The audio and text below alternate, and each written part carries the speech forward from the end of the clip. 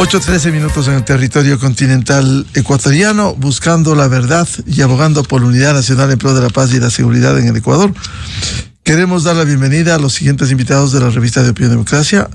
En los estudios, el doctor Ismael Quintana, constitucionalista, y el experto en materia electoral, doctor Diego Zambrano. Les invitamos para hablar sobre las secuelas de lo que ha ocurrido esta semana. Primero, el conocimiento del dictamen de la Corte Constitucional que emitiera a propósito del planteamiento de quitar el financiamiento a los partidos políticos del Estado ecuatoriano. Este dictamen 624, que de manera ajustada, 5 votos a 4, logró aprobarse, y la Corte dictaminó que el procedimiento de reforma parcial a la Constitución es apto para tramitar la modificación constitucional propuesta por el presidente de la República a los artículos 110 y 115. De inmediato, el presidente envió el decreto 467 a la Asamblea Nacional para implementar esta reforma, que en el fondo los partidos y movimientos se financiarán con los aportes de sus afiliados y simpatizantes, como plantea el decreto ejecutivo. ¿Cómo entender esta reforma en estas condiciones, doctor Ismael Quintana? Muy buen día. Bueno, buenos días, Miguel. Gracias por la invitación. Siempre para mí es un privilegio estar aquí en Radio Democracia. Y por supuesto, un saludo para Diego a la distancia, y naturalmente un saludo para quienes nos están escuchando y mirando a través de la señal de Radio Democracia. Yo veo con buenos ojos, más allá de que hay que aceptar que habrá críticas respecto al momento, o lo que llaman algunos ahora el famoso timing en el cual se ha presentado esta propuesta de reforma, digamos, en un contexto en el cual pues básicamente nosotros estamos entrando ya a época de campaña electoral, y claro, muchos han tachado a esta propuesta de populista. Yo creo que este es un tema importante y que el país deberá sentarse a debatir, si es que ojalá la Corte ha dado paso a que esto se debata, y ojalá en la Asamblea Nacional haya la sensibilidad de permitir que nosotros finalmente en urnas decidamos si queremos o no queremos seguir auspiciando las aventuras electorales de algunas organizaciones políticas de alquiler, que con plata nuestra, claro, se presentan cada 4 años, en el mejor de los casos, a los procesos electorales en las diversas candidaturas y elecciones que existen. Entonces, por ese lado, digamos, primero saludo la presentación de esta propuesta, aunque ya veremos que tiene sus bemoles. Me parece que se pudo haber hecho más de lo que se ha hecho por parte del equipo jurídico del presidente de la República. Por eso es que yo en muchas ocasiones sí me pregunto si el presidente tiene secretario general jurídico, porque la reforma constitucional, que ahora la Corte ha dicho que puede ser tramitada por la vía de la reforma parcial, es insuficiente, porque la regulación de desarrollo de estos dos temas que el presidente quiere topar, que son, uno, el fondo partidario permanente, es decir, estas asignaciones que se hacen por parte del presupuesto general del Estado para mantenimiento, estructura, funcionamiento, capacitación de las organizaciones políticas, y dos, la eliminación del auspicio estatal para la contratación de propaganda o promoción electoral, son asuntos que tienen su desarrollo en el famoso Código de la Democracia, y un sinnúmero de artículos que topan estos temas, y que debieran ser modificados también como consecuencia de una hipotética aprobación de esta reforma a los artículos 110 y 115 de la Constitución. Entonces, en todo caso, si el tiempo nos da, digamos, podemos ahondar en eso. ¿Qué es lo que tenemos ahora? Naturalmente, el presidente presenta una propuesta. La Corte, apenas conforme el 443 de la Constitución, ha calificado la vía o procedimiento, que era lo que correspondía en este momento. Por eso usted ve que básicamente la razón por la cual la Corte dice sí, discuta esto por vía de reforma parcial, aunque con una votación dividida, con 4 votos salvados, básicamente es porque la Corte dice, bueno, a mí no me corresponde meterme a debatir lo conveniente o inconveniente. A mí me gustaría que la Corte haga ese análisis en muchísimos otros casos más, donde sí se mete a debatir lo conveniente o inconveniente de las peticiones. Pero bueno, en este caso han dicho, yo no me voy a meter en eso, porque esa es una labor, en primer lugar, de la legislatura que tendrá que tramitar esta propuesta de reforma parcial y luego propiamente de la ciudadanía que tendremos, si es que la Asamblea aprueba la propuesta, que pronunciarnos en referéndum, como manda el 442 de la Constitución. Entonces lo que la Corte dice es, bueno, a mí me corresponde aquí verificar que esta propuesta no supere las limitaciones que establece el propio artículo 442 de la Constitución. Y dice, bueno, en principio no veo una restricción, dice el voto de mayoría, a derechos y garantías constitucionales. Ahí hay un planteamiento de debate, por ejemplo, el voto salvado de Ali Lozada y los otros tres, de Cárdenas, de Escudero y Ortiz, plantean el debate sobre el principio de igualdad, que es finalmente lo que genera resquemor en esta propuesta, porque dice, claro, lo que pasa es que sin financiamiento estatal significa entonces que la política se va a elitizar y que entonces solo las grandes chequeras o solo las organizaciones políticas cuyos militantes, adherentes o candidatos auspiciados cuenten con recursos van a poder participar en política electoral. Digamos, más o menos ese es el debate que se plantea a la luz del principio de igualdad. Finalmente la Corte en mayoría dice no hay restricción de derechos, y con lo cual yo personalmente coincido. No creo que el hecho de que el Estado deje de financiar las aventuras de algunos políticos signifique violar el principio de igualdad. Más allá de que, y Diego, como experto electoral, me podrá incluso dar la razón y explicar con mayor profundidad. Al día de hoy tenemos un sinnúmero de normas en el Código de la Democracia que incluso obligan a la devolución de estos recursos cuando no se alcanzan determinados porcentajes en ciertos procesos electorales, básicamente en las elecciones pluripersonales, ¿cierto? Entonces, ¿qué va a pasar ahora? Esto va a pasar a manos de la Asamblea. La Asamblea, conforme el artículo 73 de la Ley Orgánica de la Función Legislativa, va a tener que conformar una comisión ocasional, o no sé si se la van a pasar a la comisión que ya está conformada y que está tramitando la propuesta de reforma de las bases militares. Pero en todo caso, ahí se tendrá que elaborar un informe para primer debate y en un plazo de 90 días tendrá que haber un segundo debate y ahí tendremos que ver si entre bomberos no se van a pisar las mangueras. Ahí es donde yo creo que la cosa, digamos, va a patojear, porque no sé si sea del agrado de los políticos el hecho de que papá Estado les deje de auspiciar las campañas electorales y de que papá Estado paute publicidad en vallas, en prensa escrita, en radio, en televisión, que es lo que ahora se dispone y que es lo que se propone eliminar. Si el mensaje del presidente Noboa en eso ha sido absolutamente claro. Hasta aquí llegamos con que el Estado te financie y si tú quieres participar en política electoral, pues tendrás que tú buscarte los recursos necesarios para que ello ocurra. ¿Por qué? Porque ese dinero, esos fondos que provienen del presupuesto general del Estado, que se alimenta, entre otras cosas, de nuestros impuestos, ¿cierto?, debe servir para otras finalidades, dice el presidente: salud, educación, obra pública. Con lo cual, yo concuerdo. Ahora, ¿por qué le decía que esta es una buena propuesta, que tiene una buena intención, pero que se la ha hecho de algún modo con algo de mediocridad?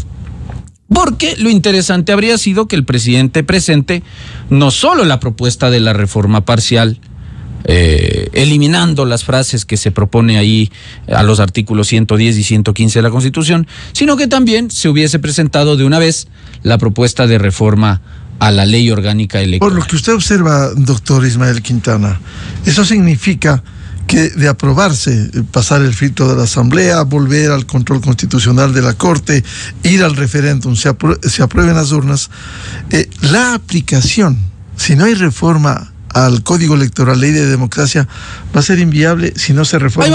Ahí vamos a tener un problema en ese hipotético caso, porque tendremos un problema que se denomina inconstitucionalidad superviniente. ¿Qué quiere decir esto? Que fruto de una modificación constitucional, la ley, que en este caso sería la ley electoral, en todos los artículos, que son varios, en los que se refiere al fondo partidario permanente, al contrato de pauta publicitaria para promoción y difusión en la campaña electoral, se tornarían inconstitucionales. Entonces ahí tendríamos un problema porque, uno, o la Corte tendría, por la vía de una acción de inconstitucionalidad, que declarar la inconstitucionalidad de esas normas, cosa que sería bastante engorroso porque la Corte no obra en estos casos de oficio, se tendría que presentar una demanda y esperar a que la Corte, después de 4 o 5 años, se pronuncie sobre el tema. Opción número 2, que después de aprobada esta reforma parcial en urnas, se presente un proyecto de reformas a la ley orgánica electoral para regular de algún modo, porque digamos, aquí viene la segunda parte de esta historia. Está muy bien. Vamos a eliminar la asignación estatal para el mantenimiento de las organizaciones políticas, llámese Fondo Partidario Permanente, y vamos a eliminar también la obligación del Estado o la exclusividad del Estado de contratar a través del Consejo Nacional Electoral la pauta publicitaria. El asunto es cómo vamos luego a regular los aportes, los ingresos, más allá de que ahora ya existen algunas normas en el propio Código de la Democracia que regulan el modo en que pueden haber aportes, auspicios o donaciones también de carácter privado a las organizaciones políticas. Entonces, me parece que ese es un tema en el que el presidente, digamos, todavía se ha quedado o nos queda debiendo, porque debiéramos estar discutiendo también sobre que, bueno, entonces quitamos esto, pero ¿cómo vamos a regular, por ejemplo, lo que va a quedar en la Constitución todavía? Porque en la Constitución y en la ley electoral va a quedar todavía una norma que dice que el Estado tendrá que velar por la igualdad en las franjas horarias, por ejemplo, las pautas publicitarias. Entonces, una cosa es que tú, como Estado, ya no vayas a financiar la pauta publicitaria, y otra cosa es que tú no tengas que garantizar condiciones de igualdad para que esa pauta publicitaria, que ahora va a tener que ser pagada, ojalá Dios quiera, con plata de los propios políticos, de sus militantes, de sus adherentes y de sus donantes, y ya no con plata nuestra, ¿cierto? Salga pautada, digamos, en igualdad de condiciones. Entonces, ¿por qué le digo esto? Porque desde 2011 la jurisprudencia de la Corte Constitucional sí permite que usted ancle reformas legales a reformas constitucionales. La Corte Constitucional ha dicho que si hay una modificación legal que es consecuencia directa de una modificación constitucional, no es aplicable el artículo 195 de la ley electoral, es decir, esta norma que indica que para someter a consideración ciudadana una reforma legal debe haber primero una negativa a la Asamblea Nacional. La Corte dijo, esa norma es inaplicable en el caso en que usted tiene una modificación constitucional y que como consecuencia de esa modificación constitucional usted reforma la ley. ¿Sabe por qué la Corte dijo eso? ¿Se acuerda de la consulta de 2011 de la metida de mano a la justicia? Claro, cuando Correa topó algunas normas de la prisión preventiva, de las normas de integración del Consejo a la Judicatura. Ahí también nos metieron reformas de carambola al Código de la Función Judicial. Entonces la Corte, para justificar ese sobrepasamiento del artículo 195 de la ley electoral, sentó ese precedente que no ha sido modificado por la Corte actual. Entonces, por eso digo, creo que en Secretaría Jurídica de la Presidencia no se conoce la jurisprudencia de la Corte, no se la lee y se hacen las cosas a medias, ¿no? Entonces, me parece que esto es también, digamos, fruto de la calentura electoral que estamos viviendo, pero de algún modo, personalmente, estoy de acuerdo con que el Estado deje de financiar la política. Bienvenido al doctor Diego Zambrano, experto electoral. ¿Cómo ve usted este dictamen que ha hecho la Corte Constitucional y ahora tiene que viabilizarse en la Asamblea Nacional la reforma parcial a la Constitución, eliminando el financiamiento del Estado a los partidos políticos? Muy buen día. Muy buenos días, señor Miguel. Un saludo muy cordial para usted, para Ismael. Un gusto compartir este espacio con ustedes. Bueno, este dictamen se puede analizar desde dos puntos de vista, digamos, desde el punto de vista jurídico específicamente, y claro, también desde el punto de vista político. Ismael decía, es muy probable que sea necesario entrar en una consideración del timing, en qué contexto se da esto. Desde el punto de vista jurídico, la pregunta, digamos, el problema de dilucidar es si es que efectivamente eliminar el control del límite del gasto electoral y eliminar el financiamiento público en las campañas electorales y al funcionamiento interno de las organizaciones políticas constituye una restricción de derechos. Y claro, desde el punto de vista jurídico, yo me adscribo más a la postura de los 4 votos salvados que han presentado el doctor Ortiz, el doctor Escudero, la doctora Cárdenas y el doctor Lozada. ¿Por qué? Porque se entiende, primero, que el Estado tiene la obligación de generar condiciones, digamos, de promover el ejercicio de los derechos fundamentales, en este caso de los derechos políticos, de los derechos de participación. Y una forma de hacerlo es precisamente permitiendo que personas que por razones económicas no puedan, digamos, encontrarían una barrera económica para participar en política, lo puedan hacer porque el Estado asumiría parte de ese financiamiento. En ese sentido, creo que es una medida regresiva, una medida que va, digamos, que disminuye la calidad de la posibilidad de participar, y es justamente lo que dicen estos jueces. Rompe, va en contra del principio de igualdad de oportunidades para promocionar, para posesionar un plan de gobierno. Y claro, eso en beneficio de quienes sí pueden llegar a financiarse.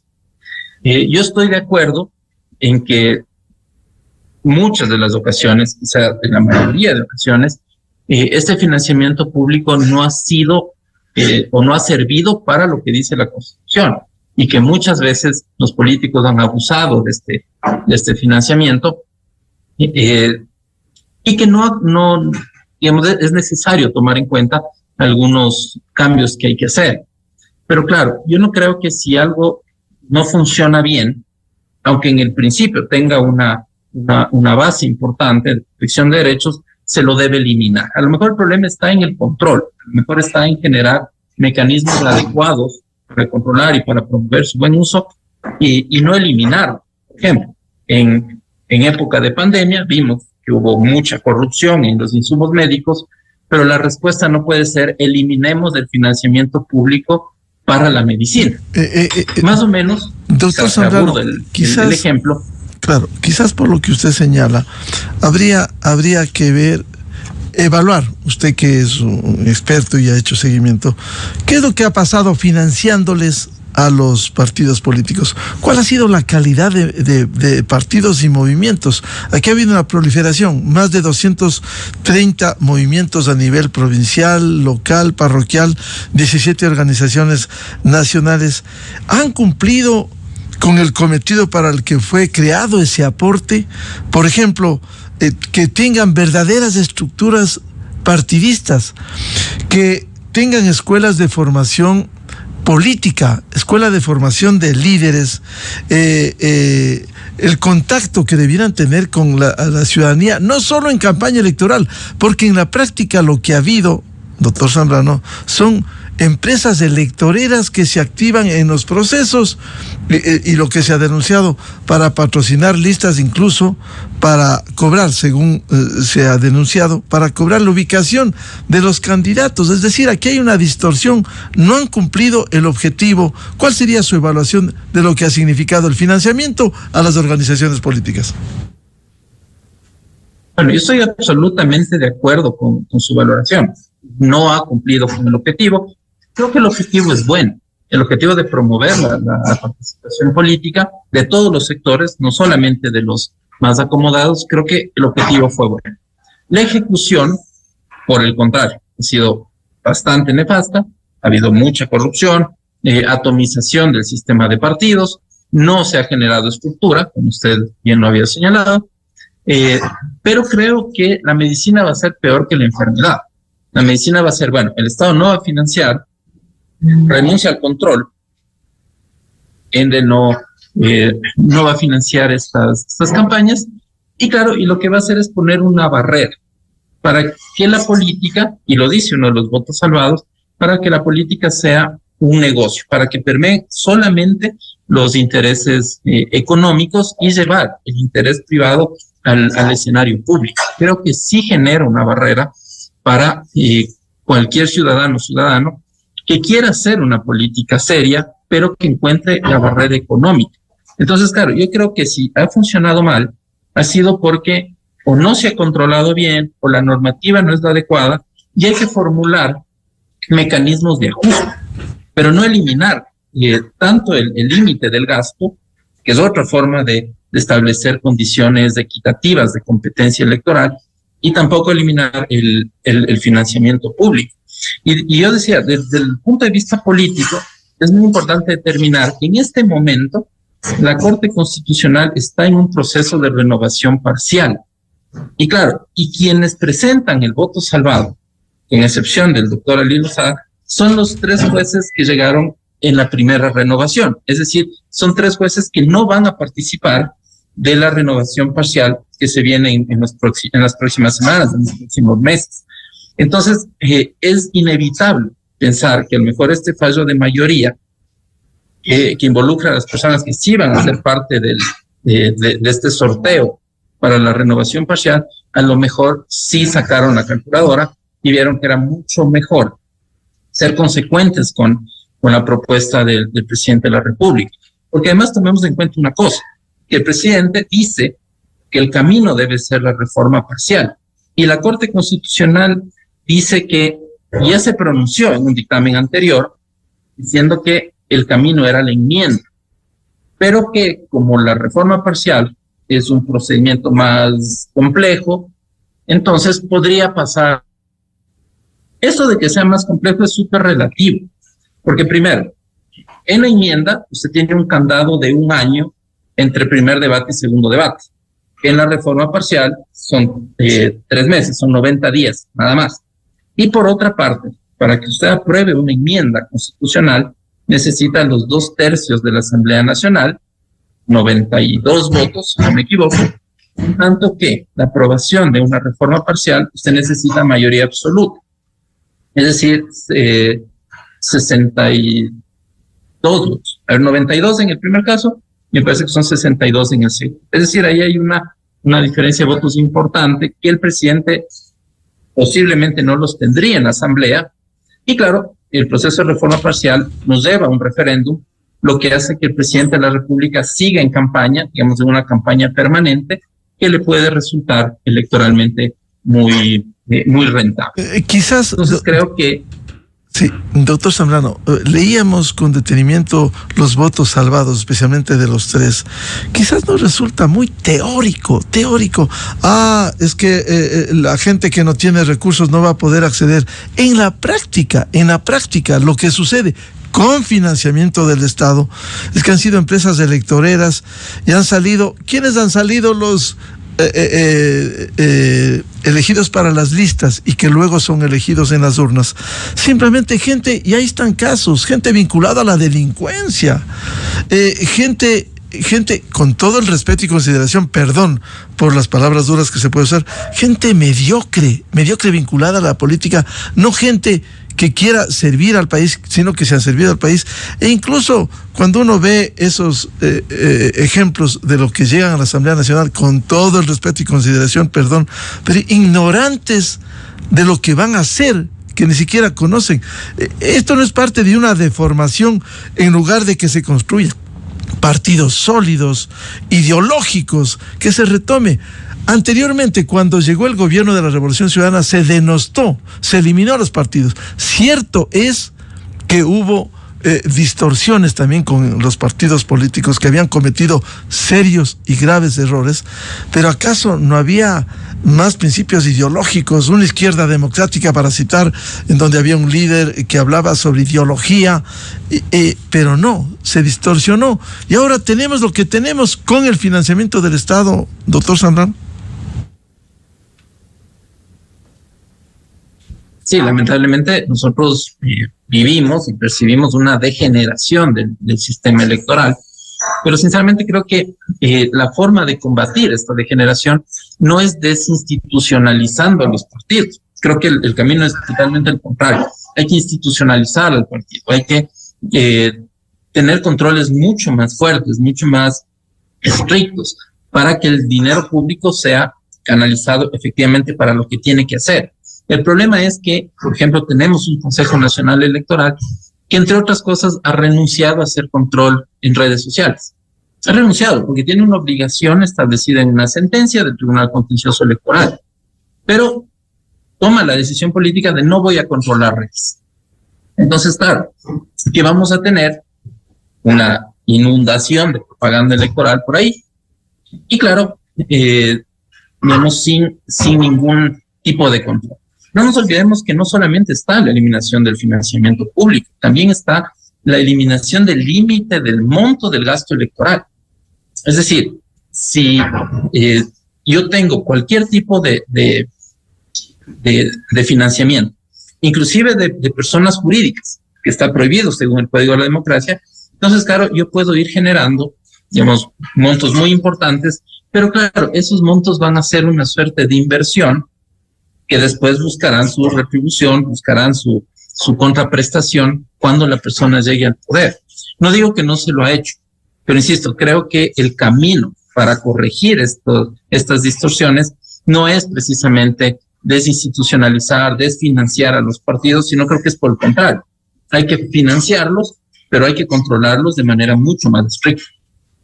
Doctor Ismael Quintana, a ver, este tema de fondo que planteábamos, con el financiamiento del Estado, ¿cuál ha sido el resultado que nos ha dejado? Proliferación de movimientos y partidos políticos. ¿Se cumplió con el cometido para el que fue creado en los aportes? ¿Hay sólidas estructuras? ¿Hay escuelas de formación de líderes, de capacitación política? ¿Esto se cumplió o no con el financiamiento del Estado ecuatoriano? A ver, yo sí creo que en esto hay que ir puntualizando también algunas cosas, ¿no? Porque yo concuerdo con usted que este tema de someter o minimizar el debate, perdón, yo sé que mucha gente que adhiere a la tesis o a los votos salvados de Escudero, Cárdenas, Ortiz y Lozada Prado, claro, se ciñen mucho a decir, es que el que no tiene no va a poder participar en política electoral. Pero claro, lo que pasa es que muchos de los que no tienen, igual han participado en política electoral al día de hoy, y muchos de esos tampoco llegan, ¿no? Uh-huh. Entonces, a mí me parece que el debate va mucho más allá. Y usted tiene ahí en el Código de la Democracia hoy algunas normas que establecen las obligaciones que tienen las organizaciones políticas de rendirle cuentas, digamos, en primera instancia al Consejo Nacional Electoral, sobre el empleo de esos recursos que el CNE les asigna a modo de fondo partidario permanente, porque se supone que esas asignaciones sirven para capacitación, para mantener la estructura, para formar cuadros. Es decir, cuando se estableció el aporte estatal del Estado a la política en esta materia, la finalidad del constituyente era que a través de esos aportes usted iba a intentar fortalecer el sistema de partidos. Pero eso no ha pasado. Es decir, al día de hoy tenemos 200, 300 organizaciones inscritas en el registro permanente de organizaciones políticas que asoman cada 2, 3, 4 años, ¿no es cierto?, estas organizaciones satélite que tienen un gerente propietario y cuyo gerente propietario lo que hace es alquilar la organización política para que alguien venga y se ponga de candidato. Venga con dinero a hacer. Y eso se hace con recursos públicos. Entonces, sinceremos el debate. Eso está pasando hoy y va a seguir pasando mañana. ¿Por qué? Porque usted, y en esto yo sí voy a coincidir con Diego, porque usted tiene un Consejo Nacional Electoral que, teniendo la obligación constitucional y legal de hacerlo, no controla el gasto electoral. Pero es que eso es así.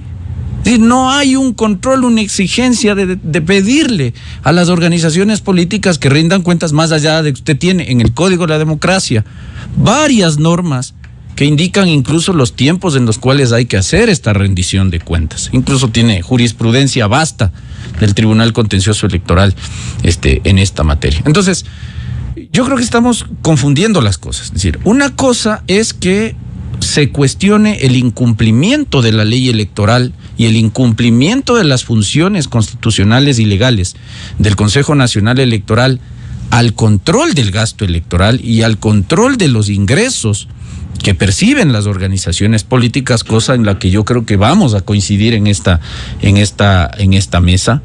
Pero eso es un tema que no se está topando. Ese no es el objeto de la reforma parcial. Es decir, nadie le está retirando, por si acaso, al Consejo Nacional Electoral la atribución que tiene y la obligación que tiene de hacer un control a las organizaciones políticas. Esto con o sin plata pública. Evidentemente ahora debería hacerlo mucho más, porque hay recursos públicos de por medio. Pero eso no se está topando. Es decir, aquí estamos sencillamente debatiendo si es que nosotros, los ciudadanos de a pie, con nuestra plata, con la que pagamos impuestos, tenemos que seguir financiando las aventuras políticas de gente que, perdón que se lo diga, no tiene ninguna posibilidad de llegar a un cargo de elección popular, pero que tiene esa le vamos a llamar esa valentía, por no utilizar otra palabra, de presentarse porque sabe que no le cuesta. Ese es el debate, sencillísimo. No es el debate además se patrocina quién debe para controlar. la hoja de vida. Insisto, Ex candidato presidencial, ¿no? Para satisfacer el ego de mucha gente que sabe que no va a pasar del 0,01% de votos,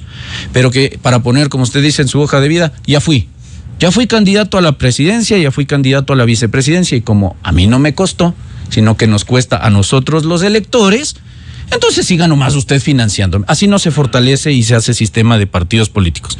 Yo voy a coincidir con Diego en el sentido de que lo que aquí se necesita es fortalecer los mecanismos de control. Y mucho más si es que ahora vamos a liberar a liberarle al Estado de esta carga de tener que financiar la política. Evidentemente habrá que trabajar en reformas. Por eso yo vuelvo a insistir, la reforma al Código de la Democracia va a ser el punto de partida para poner el dedo sobre la llaga y ver qué otros organismos estatales también pueden intervenir en el control de estos temas, además del Consejo Nacional Electoral. Porque claro, otro argumento en contra es, pero es que con esto entonces no solo las grandes chequeras, sino que vamos a permitir que permee el narcotráfico y sea el narcotráfico el que ahora ponga presidentes y asambleístas. La UAFE. Entonces habrá que ver cómo se fortalece a la UAFE, habrá que ver qué mecanismo, cierto, se emplea para permitir que la Contraloría General del Estado también intervenga. Lo que pasa es que aquí tenemos una tara, porque tenemos una ley electoral muy mal hecha, con la que creemos que en época electoral la máxima autoridad en el país es el Consejo Electoral, y aquí no hay cómo decir nada, y el Contralor General del Estado no puede intervenir haciendo auditorías o exámenes especiales. Entonces habrá que trabajar en reformas a la ley para permitir que otros estamentos estatales aúnen esfuerzos para controlar el gasto electoral y ponerle límites y ponerle unos controles mucho más rigurosos para efectos de evitar los riesgos que ahora se están advirtiendo. Pero eso es una cosa, y otra cosa es lo que se está planteando acá. Por eso es que esto de comparar, por ejemplo, lo que decía Diego, lo digo con mucho cariño y respeto, pero comparar el tema de salud pública con financiar la política me parece que no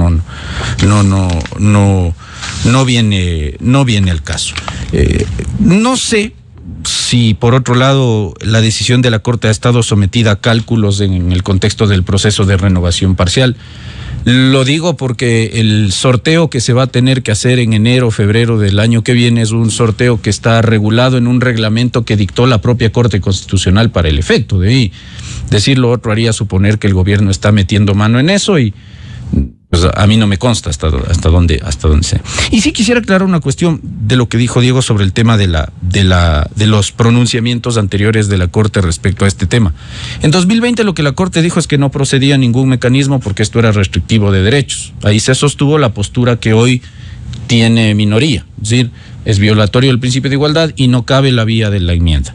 En 2023 lo que la Corte dijo es: me voy a alejar de ese precedente porque creo que esto sí es posible de ser tramitado por la vía de la enmienda. La enmienda tiene dos trámites, puede ser por vía parlamentaria o también por la vía de un referéndum constitucional directo. Ahora, la restricción de derechos y garantías fundamentales es una limitación que comparten tanto el procedimiento de enmienda como el procedimiento de reforma parcial. Entonces era evidente que si la Corte el año anterior ya dijo que este tema de la eliminación del fondo partidario permanente y de la contratación estatal de pauta publicitaria para campañas electorales era un asunto que se podía tramitar vía enmienda, por lógica se podía deducir y concluir que también le podía contestar al presidente que esto era tramitable por la vía de la reforma parcial. Insisto, porque si ya dije el año anterior que esa propuesta no restringe derechos fundamentales, no había otra razón para que hoy se diga que sí restringe y que no era posible la vía de la reforma parcial. Entonces yo creo que el debate debe, insisto, para concluir esta parte, separarse. Una cosa es lo que tendrá que hacerse en la ley para efectos de fortalecer el control del gasto electoral, el control del financiamiento de la política, y otra cosa es lo que nos están poniendo sobre la mesa. Creo que debemos en eso aterrizar. Lo que estamos debatiendo ahora es si debemos seguir o no pagando a las organizaciones políticas, auspiciándoles la campaña electoral y la subsistencia. Y en muchos casos, incluso hay temas en los cuales porque se ha visto, hay jurisprudencia del Tribunal Contencioso Electoral incluso sobre esto, donde se les pide que rindan cuentas y usted ve que las organizaciones políticas reciben esas asignaciones presupuestarias y desvían ese dinero para otras finalidades que son absolutamente ajenas a las que establece el 331 número 13, por ejemplo. Un partido dijo que usó en una operación.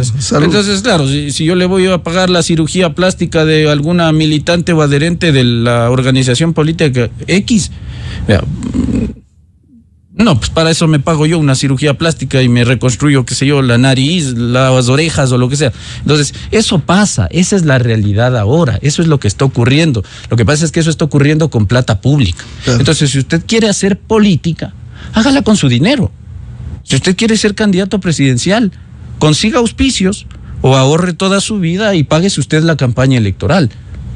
Pero deje de hacer lo que está pasando acá, pero es que esto es impresentable. Ahora, no solamente es un tema del afloramiento de las organizaciones políticas de alquiler, sino la gran cantidad de candidatos que usted tiene, por ejemplo, ahora mismo, a la presidencia de la República, 15 o 16 candidatos. La gran mayoría de ellos, salvo 2 o 3 personas por ahí, la gran mayoría de ellos con conocimiento de causa de que no van a llegar a nada, que son un Bolívar Armijos más en la papeleta. ¿Pero por qué pasa eso? Porque papá Estado está financiando esas aventuras. Y me parece que es justo con el país, y es justo con las futuras generaciones, y es justo con nuestros jubilados, y es justo con nuestros chicos, que ese dinero vaya a educación, a salud pública, a obra pública, que buena falta le hace a este país.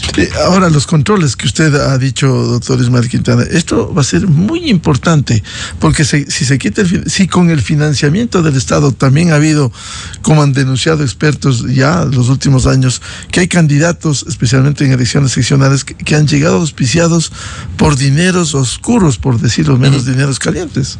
Y por eso le digo, entonces, ahí es donde yo debo cuestionar la falta de prolijidad. Yo no le voy a exigir esto al presidente de la República. Primero, porque el señor Noboa no es abogado. Segundo, porque el señor Noboa para eso nombra un secretario general jurídico y para eso se entiende ha nombrado un ministro de gobierno que además es abogado. Pero voy a hablar del secretario general jurídico, porque esta propuesta se entiende que salió de esa oficina. Ahí es donde yo digo la mediocridad de la gente que en muchos casos está acompañando también. Lo digo con mucha pena, pero hay que decirlo con frontalidad. El presidente desde el inicio de su gobierno ha estado ausente de asesoramiento jurídico y este es el resultado.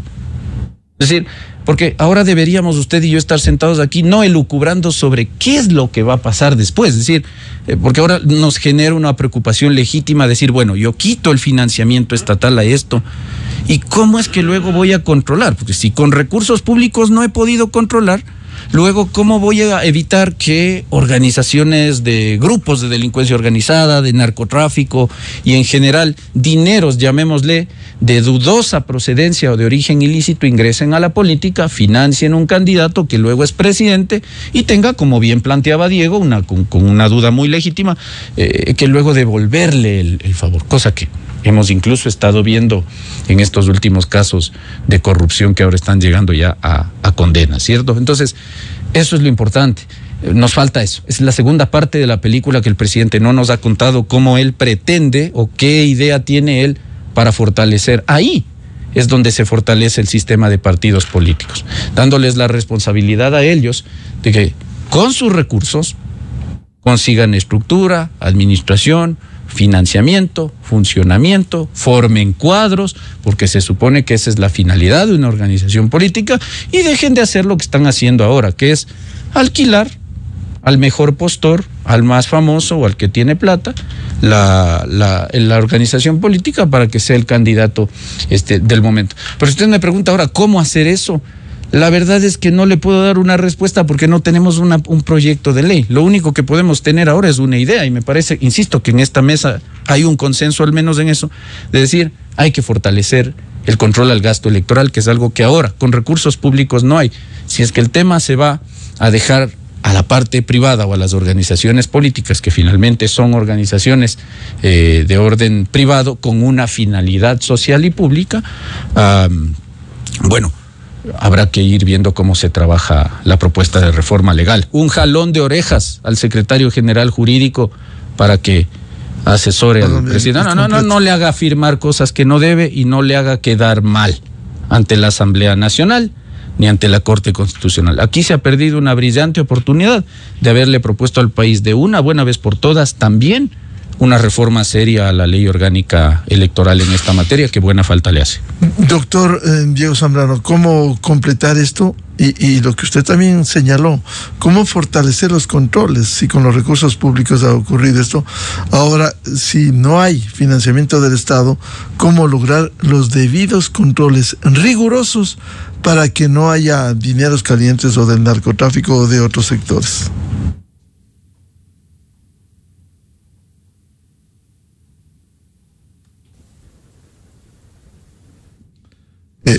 Doctor Diego Zambrano.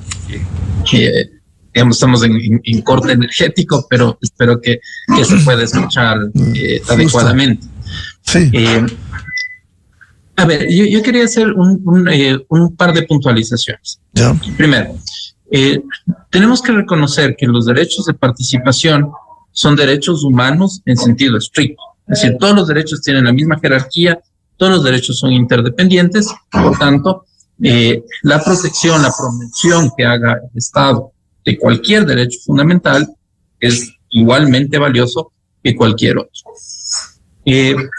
Ponía como ejemplo Israel, creo que es válido, digamos, personas que inclusive invirtieron dinero del Fondo Monetario en cirugías estéticas.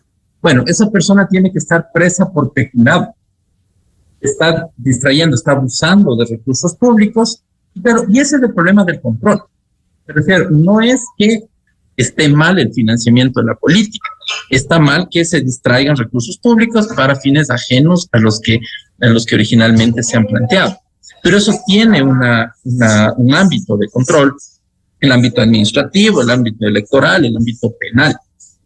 Entonces, claro, si es que yo abro la puerta a la impunidad, pues sí, estoy generando incentivos para que cada vez, digamos,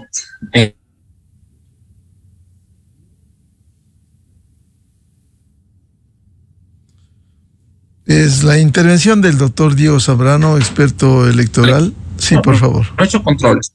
Porque el Consejo Nacional Electoral puede pedir información al SRI, a la UAFE, a la Fiscalía, a cualquier autoridad. Puede cruzar información con cualquier autoridad. Y claro, y no.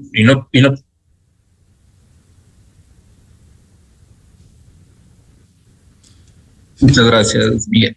Entonces decimos, claro, el Consejo Nacional Electoral puede contrastar información, buscar información con por cualquier otro medio, y claro, y no nos pueden decir, como decía el juez Ángel Torres del Contencioso Electoral, es información reservada y nadie la puede conocer. Por favor, es información que tiene un interés público muy importante y que justamente obliga a que las autoridades verifiquen, controlen que el dinero público sea canalizado para lo que tiene que ser canalizado. Entonces yo creo que, insisto en esta idea, creo que la idea es institucionalizar a los partidos, controlarlos, acompañarles para que efectivamente puedan generar estructuras. Esto no se hace de la noche a la mañana. Digamos, es necesario todo un proceso de control de su democracia interna, de control de sus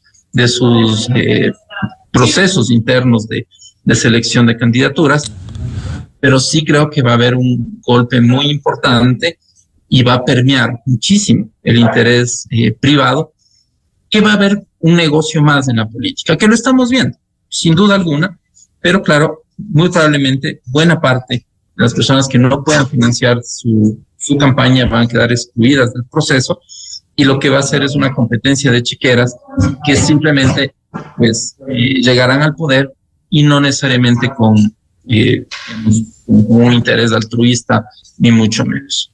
Financiamiento, sobre todo de corporaciones, tendrá que ser controlado, tendrá que ser visualizado, pero sí genera una distorsión entre entre la competencia electoral. Y justamente eso dice el doctor Ali Lozada en su voto salvado. Dice, el problema no es que persistan las normas de control van a mantenerse. El problema es que nada dice el voto de mayoría respecto de la equidad. de la igualdad de oportunidades para participar en un proceso electoral. Y eso es lo que se critica, digamos que es regresivo de derechos y que no debió haberse dado paso en este dictamen. Bien, muchas gracias por el aporte a este debate. Seguiremos, porque esto recién deviene de una resolución de la Corte Constitucional y la implementación partiendo de una comisión ocasional que deberá hacer la Asamblea Nacional. Muchas gracias. Solo una cuestión final sobre este tema de que las personas que no tendrán recursos no van a poder participar en política. Recordemos que la Constitución, si bien establece el monopolio partidista, no es obligación presentar como candidatos a los militantes o adherentes, que muchos de ellos son gente que probablemente tampoco tiene recursos. Se auspician candidaturas. Entonces el problema no es por ahí. Me parece que ese debate se le cayó a la Corte Constitucional. Si queremos sistema de partidos políticos, debe haber un fortalecimiento a los procesos de democracia interna, a la formación de los cuadros nuevos sobre la base de un catálogo de ideología, que es lo que no hay aquí. En eso es en lo que hay que trabajar. Entonces, no es tan cierto esto de decir, el rico es el que va a ser candidato y el pobre se va a quedar ahí, puede tener talento y puede tener habilidad, carisma para ser presidente, asambleísta, lo que sea. No. Si hay un proceso serio de formación política y de democracia interna, que es algo en lo que el Consejo Nacional Electoral tampoco hace mayor cosa, ¿por qué no pensar que haya un candidato que con cero recursos pueda ser auspiciado por una organización política cuyos gerentes propietarios, los vamos a llamar así, sí lo tengan? Entonces me parece, insisto, hay que separar las cosas. Gasto electoral y el control al gasto electoral es un asunto que hay que fortalecer, pero sí creo que ya llegó el momento de pararle la manito a esto de que el Estado auspicia la política. Esto no tiene por qué seguir más. Y que haya verdaderas organizaciones políticas que son necesarias en un sistema democrático. Muchas gracias por el aporte al doctor Ismael Quintana, constitucionalista, y al doctor Diego Zambrano, experto electoral. Ya viene, luego de la siguiente pausa, clarito está, con los economistas Vicente Albornoz y Sebastián Oleas. Antes quisiera indicarles, este sábado 8 horas por Exa FM, Democracia M y Democracia TV, el programa Controversia en Escena. Vamos a abordar un tema que debe ser un eje transversal en el país, de periódicamente analizar la crisis del seguro social ecuatoriano, las deudas del Estado al IES, la situación del sector de la salud y cómo se afrontan sus problemas principales. Una deuda impagable, 24.000 millones, el último dato que le debe el IES le debe el Estado al IES, la recaudación de la mora patronal, que es de más de 2.000 millones de dólares. Invitados, la economista María de los Ángeles Rodríguez, vocal por los empleadores al Consejo Directivo del IES, la doctora Patricia Borja y el doctor Rodrigo Ibarra, actuario, y miembros de la Mesa de Estudios de la Seguridad Social. De mi parte, volveremos a seguir contribuyendo en la búsqueda de la verdad el próximo lunes. Un feliz viernes, feliz fin de semana a los seguidores de la revista de Opinión Democracia.